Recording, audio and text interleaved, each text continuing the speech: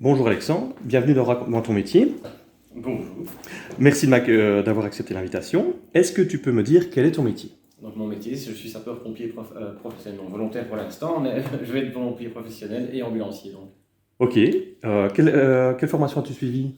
Alors donc, pour commencer, il y avait l'école du feu. Donc l'école du feu, c'est pour apprendre vraiment tout ce qui est les bases, tout ce qui est secours technique, secours incendie, secours à personne, donc c'est vraiment global. Et puis on a un petit peu la partie plus technique au niveau aide médicale urgente, donc pour ce qui est ambulance. Et donc là, ça consiste vraiment tout ce qu'on fait en pré-hospitalier, je vais dire. D'accord. Donc, c'est vrai, les soins dans l'ambulance, l'aide aux SMUR, aide aux médecins, et puis tout ce qu'il y a sur le trajet, ce qu'il faut voir un petit peu. Ok. Comment est née l'envie de faire cette activité de pompier? Alors là, l'envie, c'est avec certaines expériences que j'ai eues dans mon enfance qui n'étaient pas très, très drôles. Mhm. Et pour moi, j'ai vraiment été déçu je veux dire, des humains en général. Et donc, je me suis dit, l'être humain, c'est quand même capable de faire beaucoup mieux que ça. Et du coup, je me suis dit, les pompiers, j'ai toujours aimé depuis que je suis petit. Hein, je voyais le camion passer, c'est waouh. C'est un peu le rêve du petit garçon. Voilà, le petit garçon. Je pense que tous les petits garçons, un jour, ils ont dit, ah, j'aimerais bien être Ouais, pompier. c'est ça. Bon, certains n'ont pas suivi, mais bon, moi, ça c'est resté quand même. Et donc, je me suis dit, voilà, je vais me lancer là-dedans. Très bien. Et bon, pour être un bon pompier, il faut des qualités. Évidemment. Quelles qualités personnelles déjà faut-il? Déjà le courage. Le courage, ça c'est le plus D'accord. important. Avoir un niveau mental quand même assez Ouais. fort, puisqu'on voit quand même certaines choses parfois qui sont pas très drôles. Certaines situations qui sont pas évidentes Il y a effectivement à certaines encaisser. situations, bon, quand on rentre chez soi, ça reste quand même un petit peu. Ouais. Et alors je dirais social, évidemment. Le social, ça c'est super important, surtout en ambulance par exemple, parce que là, on arrive dans la misère des gens. Ouais. Et donc il faut savoir quand même être un petit peu social avec eux, discuter, essayer de les réconforter. Ça, Il y a un côté éducateur, assistant social aussi qui est là malgré tout, on trouver va dire, parfois on les va beaux dire ça. mots. Hein. On va dire ça, parce que bon, c'est vrai que on arrive dans des crises sociales où tu arrives et que la personne n'est vraiment, vraiment pas bien, et puis ou ta famille, tu as quelqu'un qui meurt et toi tu es là, il faut quand même accompagner la personne aussi malgré tout, et c'est pas toujours évident. Ouais, donc il faut en effet avoir les épaules solides et la tête bien accrochée aussi. Ça c'est sûr. Ouais. Et donc ça, ce sont les qualités personnelles. Et les qualités techniques, je suppose qu'il faut avoir un bon physique, être sportif. Effectivement, au niveau physique, c'est très important. D'ailleurs, c'est plus physique que psychologique, je vais dire, hein, parce que quand on voit les interventions, c'est pas toujours évident. On a quand même un attirage. Du matériel à porter. C'est une salle 25 kg plus ou moins sur le dos. Quand on est en plein incendie, bon, je sais pas si vous avez déjà fait du sport quand il fait chaud, c'est pas évident, mais il faut s'imaginer, il fait chaud, plus encore du poids sur le dos. Il faut une condition quand même assez bonne. Ok. Est-ce que tu pourrais donner des avantages?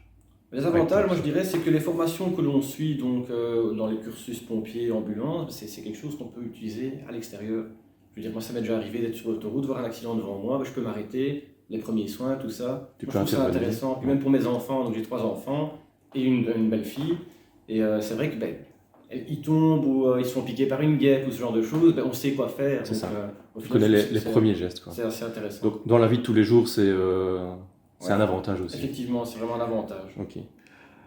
Si tu devais citer une chose que tu préfères dans ton métier de pompier, ce serait quoi? Moi, je dirais le secours incendie, en fait. Hein. C'est vraiment la montée d'adrénaline, tout ce qu'il faut déployer comme matériel, tout ce qui est technique. Ça, c'est vraiment quelque chose de génial. Qu'est-ce que tu appelles technique? Les techniques qu'on emploie justement pour aller éteindre un incendie, puisque chaque incendie est différent, et donc il y a une technique différente, on ne peut pas rentrer de la même façon, les lieux ne sont pas les mêmes, donc c'est vraiment, c'est génial en fait. Et une chose que tu aimes le moins peut-être? Mais je dirais parfois c'est l'ambulance. L'ambulance parce que bon, on a des situations où c'est effectivement c'est urgent et on est là pour aider les gens. Et puis on a des situations comme j'ai eu il n'y a pas si longtemps où on te téléphone au milieu de la nuit, on te demande je vous téléphone parce que j'ai besoin d'un conseil. Ce genre de choses où les gens qui nous attendent avec la petite valise, qui nous prennent pour un taxi au final parce que j'ai mal dedans, je vais aller à l'hôpital. Ah ouais. Ça c'est un peu ennuyant parce qu'on n'est pas là pour ça au final. Nous on est là pour aider les gens et pas juste pour aller les déposer quelque part. Et comment tu réagis? Enfin, comment vous réagissez, vous les pompiers, dans cette... Et voilà justement, c'est le social qui entre en jeu, donc on doit commencer un petit peu à leur expliquer qu'on n'est pas là pour ça, leur dire écoutez, si vous avez mal aux dents, il y a quand même les médecins de garde, vous pouvez vous rendre vous-même à l'hôpital. Et pas monopoliser une ambulance. Monopoliser une ambulance, bon ça sert à rien, ou alors quand on a une personne qui est un peu trop bu, on essaye de lui dire écoutez, est-ce que vous connaissez pas quelqu'un qui pourrait vous conduire chez vous éventuellement, plutôt que nous, parce que bon, voilà, on n'est pas taxi. Quoi. Ouais, c'est ça. Bon, je pense que je connais la réponse à la question suivante, mais est-ce que tu penses que ton métier a un impact sur les autres? Ça, bien sûr. Enfin, déjà, rien que sur mes enfants, ça, je le vois, c'est incroyable. Ils sont passionnés aussi, hein. Ça, je veux dire, Ils sont fiers d'avoir un papa pompier. Papa pompier. Moi, j'ai pas eu de pompier dans ma famille avant, donc c'est moi qui ai lancé l'histoire, je veux dire. Puis il y a mon frère qui a commencé aussi. D'accord. Les enfants maintenant qui sont vraiment dedans. On va peut-être créer des vocations. Et alors, sur les autres, oui, je veux dire sur la famille aussi, parce que bon, la famille, malgré tout, a un impact. Oui, mais c'est un impact, je veux dire, plus négatif, parce qu'ils ont peur, justement. Ah ouais.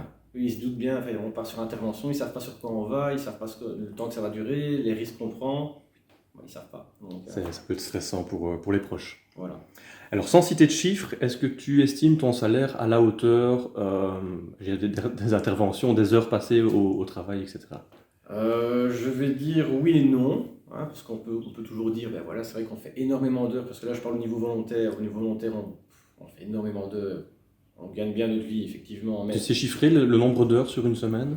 Ou ça varie justement? Ça varie vraiment, mais en général, je suis quand même de toute façon à plus de 30 heures semaine, en plus de mon emploi principal. En plus de ton boulot fixe, ouais. Donc c'est vrai qu'à ce moment-là, ça fait un beau paquet d'heures. C'est ça. Et bon, après, c'est un peu difficile de concilier le reste, quoi. Ouais, c'est ça.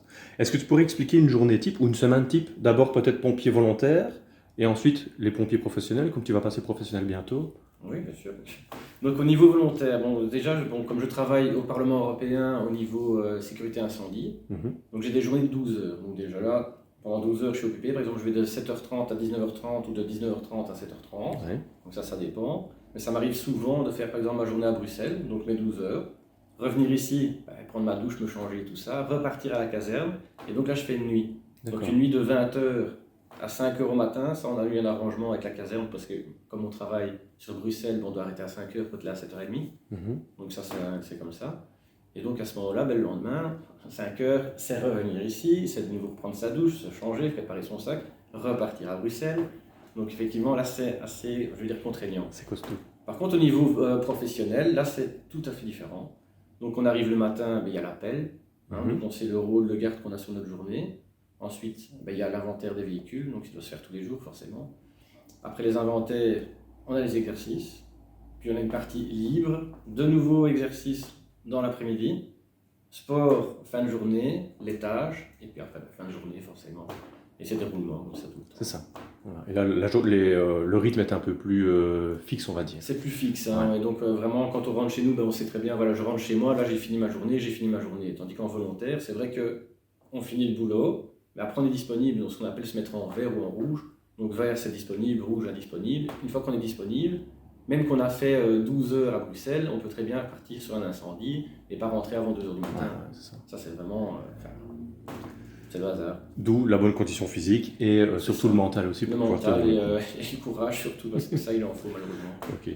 Est-ce que tu estimes à retrouver un équilibre vie privée, vie professionnelle, même si je l'entends bien, c'est compliqué? C'est assez compliqué, mais bon maintenant, d'abord ça m'a valu premièrement un divorce, donc là ça n'avait pas été vraiment facile à trouver la conciliation entre les deux. Et ici donc j'ai trouvé quelqu'un qui a quand même des horaires aussi assez longs, elle fait 10 heures par jour. Et donc forcément, quand elle n'est pas là, ça ne la dérange pas que je suis à la caserne. Même quand elle est ici, elle sait très bien, elle a accepté directement le fait que j'étais pompier, elle aime bien justement ça, hein, elle est fière de ça. Et donc même si je dois partir la nuit, elle sait bien, voilà. Elle est d'accord avec ça, et même au niveau des enfants, elle s'occupe des enfants quand je suis pas là forcément. Ça c'est toujours un peu plus difficile pour elle aussi, mais bon, elle a accepté comme ça et elle le fait bien donc. Ouais, on sait, on parlait de l'impact tout à l'heure, c'est clair qu'un métier comme le tien, il y a un impact sur la vie familiale directe. C'est sûr, puisque bon, allez, par exemple, bêtement hier, je fais venir ma mère ici, mon Pagerson, voilà, je suis parti, malgré qu'elle est ici et que je l'ai invitée, que ça fait longtemps que je l'ai plus vu, parce que tout ce qui est le confinement, tout ça, malheureusement, j'ai dû partir. Donc on ne sait jamais prévoir quelque chose réellement. Et ça, effectivement, ça a un impact sur la vie familiale. Bon, je pense aussi avoir la réponse à celle-ci. Est-ce que tu t'épanouis dans ta profession? Ça, c'est sûr. Ouais. Je pense que quand c'est le plus beau métier du monde, on ne se trompe pas. C'est vraiment ça. C'est génial comme métier. Il n'y a rien à faire. Venir en aide aux gens comme ça, sauver quelqu'un, c'est gratifiant. C'est ça. Ouais. Et objectivement, d'une manière générale, quel facteur pour toi, tu penses, est important pour être heureux dans son boulot? Moi, je me souviens de quelque chose que mon professeur de français, M. Leclerc du collège, m'avait une fois dit. Il a dit, pour être heureux dans ton métier, il faut faire de ta passion ton métier. Et je me suis dit, effectivement, ça c'est la vérité. Et donc, maintenant, j'y suis enfin parvenu, après quand même 12 ans de volontaire. Donc, le chemin a été long. Ouais. Mais maintenant, ça y est, c'est vraiment ça. Donc, c'est faire de ma passion mon métier. C'est ce qui va arriver maintenant. Donc, forcément, c'est ce que je dis. C'est ce qu'il faut arriver à C'est faire. ça, super. Et alors on va finir par quelque chose d'inspirant. Est-ce qu'il y a une chanson, un film, un livre, une personnalité connue ou moins connue qui t'inspire ou que tu admires C'est plus plus particulièrement? un petit proverbe, pour ça que j'avais vu ça, c'est même Ouais, pas un proverbe, c'est une phrase que j'avais vue une fois comme ça et je trouvais ça vraiment sympa. Si on dit donc là où votre instinct vous dit de fuir, notre métier commence. Et je trouve ça, c'est ah, c'est vraiment, génial. par rapport à nous, c'est Et vraiment c'est génial. ça colle vraiment à ta profession. Super, merci beaucoup. Pas de souci, hein, avec plaisir.